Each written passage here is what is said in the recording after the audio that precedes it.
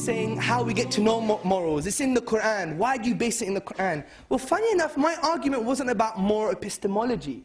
It was about moral ontology, the basis for morality. For you to say that pulling my fingernails and pulling my hair and torturing me against my will is objectively morally wrong, for you to say that, there must be a God, because there's no other conceptual anchor that transcends human subjectivity, something you didn't deal with again. The other point you talked about is the divine command theory, also known as Euthyphro's dilemma, Plato's dilemma. Now, many philosophers such as Philip Quinn, Robert Adams, William Aston and William Craig, they expose this false dilemma, adding a third alternative. And what do they say? They say our moral duties are commanded by a loving and good God, and God's very nature, and his nature is determinative of what good is in the first place.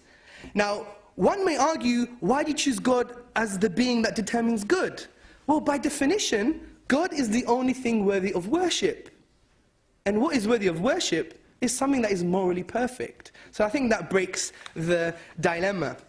The other point you made about voluntary euthanasia and homosexuality, again, value claims and moral judgments about certain things. You presume them as if they're objective in nature in the humanistic perspective, which there's even difference of opinion amongst humanists and atheist scholars with regards to euthanasia and things like abortion and other things like homosexuality. And I would argue, where is your standard?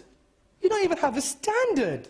How can you come here and just say these things are right and wrong when you don't even have a standard? I'm telling you, without God, your morality is meaningless. It's ephemeral. It's like the lion when he rips the blood, he rips the neck of a deer and drinks its blood. We don't say, hey, that lion is acting immorally. No, it's not murder. He's following his instincts. And what does evolution say? The basis for your morality. What does it say? It says we're just animals. And if you think human beings are something special, then you're talking about speciesism, the unjustified bias for a certain particular species, which is unjustified. And evolution does say we're just matter or animals, and if that's the case, then it doesn't really matter, does it?